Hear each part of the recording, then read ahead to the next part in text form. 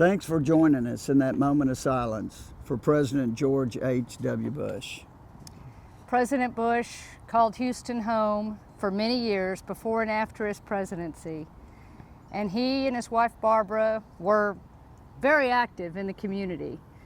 Yep. And in fact, it was not unusual at all back in the day to see them at the Astros game sitting behind home plate, and Barbara Bush would be keeping a scorebook of every play. Yeah, she always kept a scorebook, and they had season tickets even back when the Astros played in the Astrodome, and all the way up to I think about a year or two ago. It hasn't been long. And they always talked about how much they really enjoyed the sports and everything, and they just meant a lot to Houston. And as most of y'all know, if you followed this very long, that Stacy and I are native Houstonians.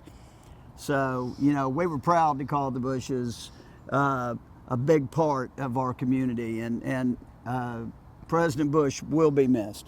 Absolutely.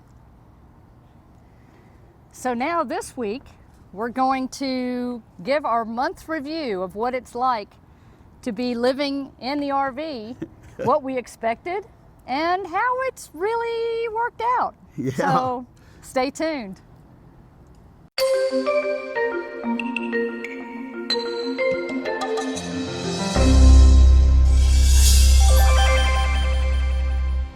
So the first travel trailer that we bought actually came with a bonus, which was an onboard vacuum cleaner. And we thought, well, that's kind of ridiculous. We'll never use that. We just will sweep it out. But we loved it. And so ever since then, every RV that we've purchased past that time, our Gas A motorhome, the diesel pusher we had before, we added a vacuum cleaner to it.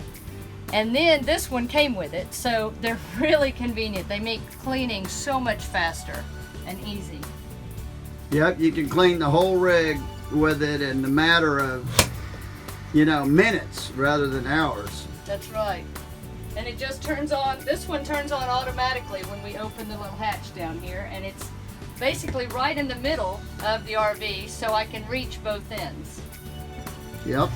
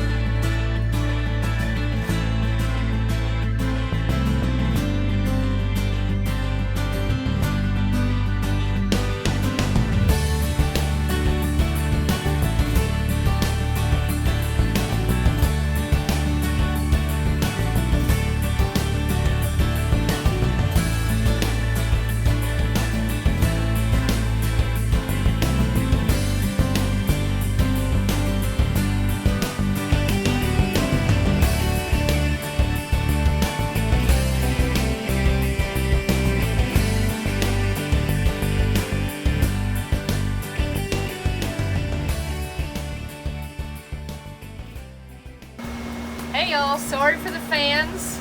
Got the fan noise going because we're cooking in here tonight. It's cold and windy again outside. So we already made some iced tea, and I made a salad with some avocado, tomato, cucumber, and jalapeno and cilantro, and and lime. And now we're cooking some pasta. This is a pasta that our friends Scott and Judy brought back to us from one of their trips. Thanks, guys.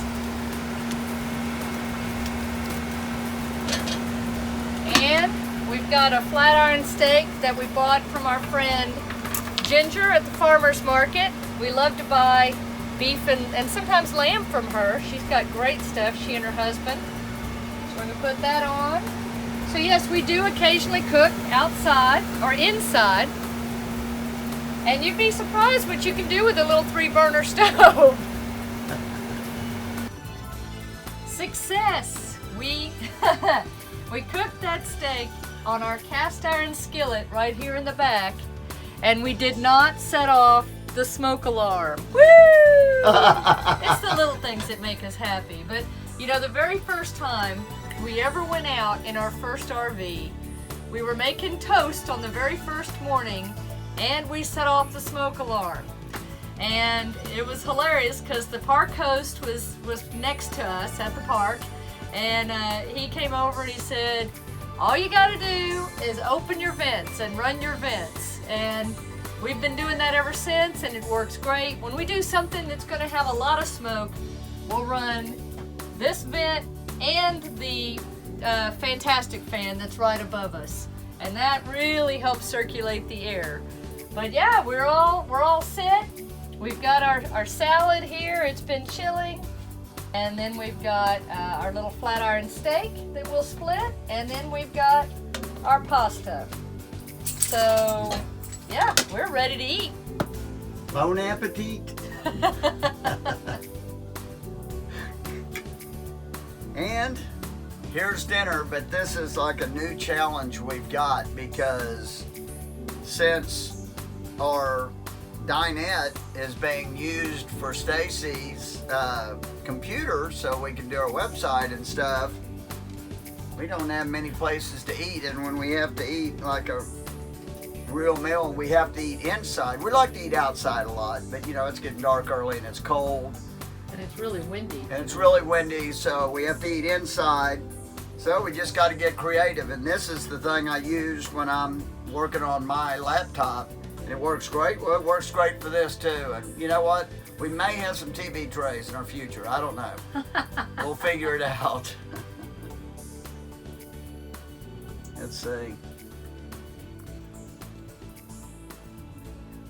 Oh yeah. That's good. And we're getting set to put the kayaks on the roof. Hadn't been up there in a while. Woohoo! Yay! Woohoo! One up. Right.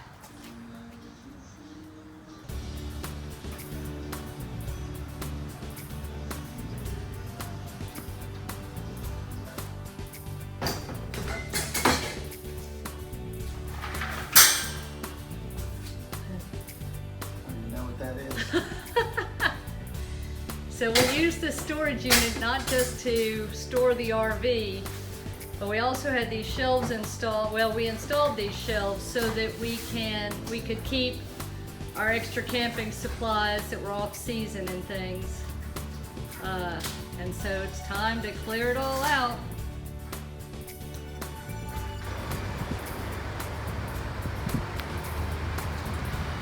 Well, we're pulling all the remaining stuff out of the RV storage. The cargo trailer, we had loaded up some stuff from the house to get it out so that we could just get the house on the market and go through the stuff later.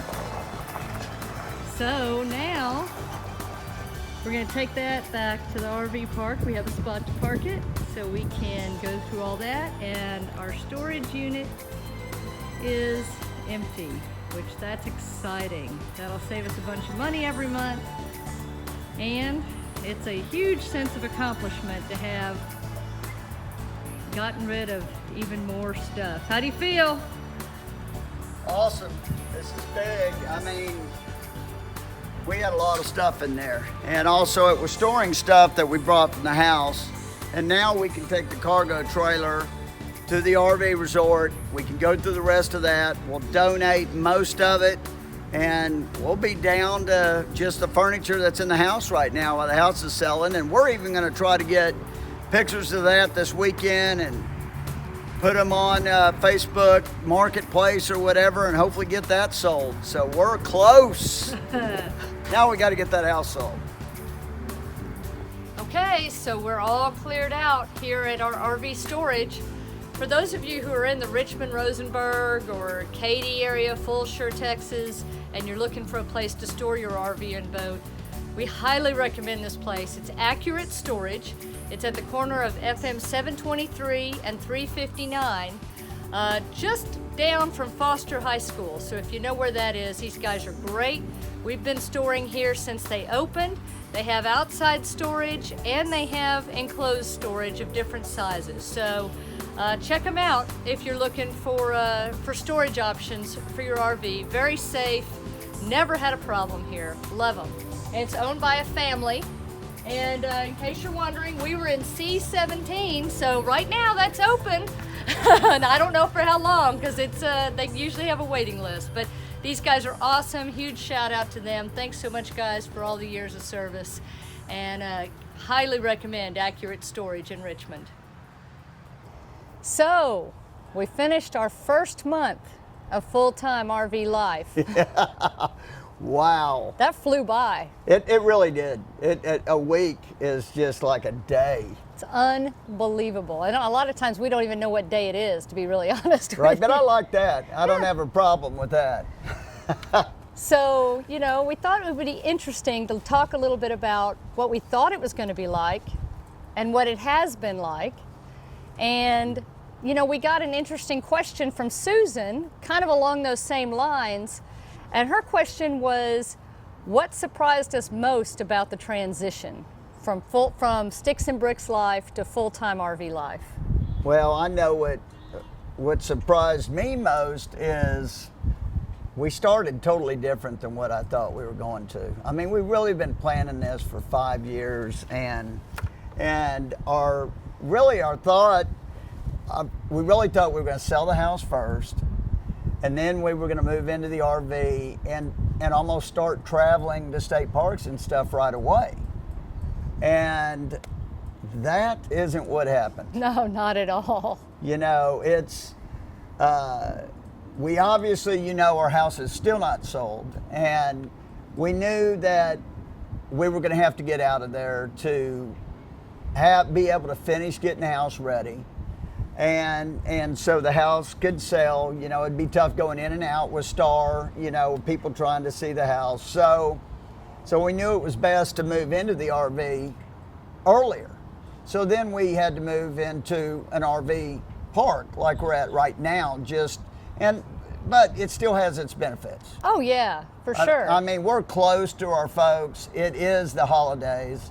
So, I mean, in that respect, it's been wonderful, and the resort's been great. It's very clean, it's very safe, it's really nice people. It just wasn't how I expected we were going to start, but we're still very happy. And I think for me, what's been the biggest surprise is how much work there is to do after we moved from the house into the RV. And I guess in my head, I always thought, you know, we travel in the RV all the time. We keep things in the RV. We kept pots and pans and dishes and clothes and everything but food and the camera equipment basically stayed in the RV. And so whenever we were going on a weekend long trip or a week long or whatever, we would think what we'd need specifically for that week. We'd put it together and we'd go. And so I guess in my mind, I just kind of thought, oh, it's not going to be any big deal. The biggest deal is going to be getting everything out of the house and getting it into the RV. And after that, once we have it at the RV, we're set. Yeah, no, not so much. Because what I didn't think about was for those short trips, if you forget something or you don't exactly have what you need, or you know, it doesn't really matter. You're only gone for a few days. But with us, and maybe it would be less of an issue if we had an end date scheduled for this full-time RV life. Say we were only going to do it for 6 months or a year, and we were going to put a lot of things in storage. Maybe it would be different. I don't know, because that's not what we're doing. We don't have an end date. The RV is our home for as long as we want to continue doing it and can do it. Yeah. And so the challenge we've run into that I really underestimated is figuring out really what we can take. There are some things that we fully expected to take. We talked about it. We thought, yes, this is definitely going with us. It's something we use a lot. But in reality, there's really no place to put it. So, or it's maybe not as useful as something else that has to take priority. So that whole level of organization and multiple levels of downsizing and things like that has been the biggest surprise to me. I didn't expect it to be such a, to take the amount of time that it realistically is taking. Well, I would call it our downsizing. I wouldn't do it like we did it. You need to do it over a much longer haul. Our downsizing, I'd pretty much call it 911 downsizing. I mean, so that added to this, obviously. Right. But, that being said, we still enjoy it. But this isn't the kind of lifestyle that we thought it would be right now. I mean, but we still love being in the RV. Well, and I think what he means by that is, A, we're not moving, we're not traveling. We expect to be moving every week, 4 days a week, maybe 2 weeks, and then moving on to the next location. That's kind of how we had drawn it up in our heads. Yeah. And we're going to get to that. We're going to get to that for sure. But I think the other thing that's been a challenge for us so far, and that, again, I underestimated, is because we are downsizing so much and we're really trying to put a lot of thought into what we're taking with us and what we're getting rid of, because that's really what it comes down to, is we take it with us or we get rid of it. There's not in between. So for that, we still have a lot of stuff just kind of everywhere in the RV right now. So there's been a lot of working around things and moving things multiple times, and it feels really cluttered right now. Well, and there's days where it's driving Stacy crazy. I mean crazy. I have to remind her, don't sweat the small stuff, because it does. I mean, it seems overwhelming at times, even though she's done a phenomenal job getting things organized. But just imagine that every day when you have it totally organized, then the next day another 4 or 5 boxes comes in. That's what it's been the last month. And because that's kind of, and that's how we've chosen to do it. Yeah. Like Tom said, if you could do it over a longer period of time, I think that's really helpful. So if you're in the process of this, or you're thinking about downsizing, whether it be into an RV or a smaller home or a condo or a tiny house, whatever, we've said this before, but honestly, 100%, y'all, start going through stuff now. I don't care if you're 5 years out of your plan. I don't even care if you're talking about RVing. You ought to go through your stuff. Yeah, downsize. even if you're not. Stuff is clutter, and I just wish we had done it earlier. It's kind of interesting because since we've been going through it, our family, Stacy's mom's starting to downsize and declutter. Some of our friends are starting to downsize and declutter. So, we're having a little influence on them as they're seeing us. They're not moving. They're not moving. They just realized, you know what, I need to do some of that myself and get out from underneath all that stuff. Well, it's just amazing. You don't realize how much stuff you've accrued until you really sit down and start looking around and think, when's the last time I used that? Where did I even pick that up? Why do I have this? We've had a lot of that. What is this? Where'd it come from? So, and the way we've chosen to do it, I don't know if we've shared it with y'all. Tom kind of mentioned it, but we go to the house, and this is what's good about being fairly close to the house. When we started out, when we first moved into the RV a month ago, we brought just a few items with us from the house, things that we knew absolutely we wanted to have with us, no doubt. Things like the Vitamix, and we've mentioned that before. Things that play a daily role in our lives. And once we found homes for those things, or we went through a few other things and said, okay, this is going to replace this that was already here in the RV, and we gave some of that stuff away, we went back to the house and we got a few more items and we brought them back, kind of the next level. And then we started going through and saying, okay, we like this better than this, or this item is more useful than that, or, item A is a multi-use item and item B really serves only one function, so A wins. And to add more to that, and the Cliff Notes, because Stacy could go on for weeks, and we have to give you the Cliff Notes version. But, we got out of the storage unit too. And the storage unit we're talking about, obviously, you saw, was the RV storage unit. And that was important because that was $200 and some a month that we were paying, and it wasn't storing our RV anymore.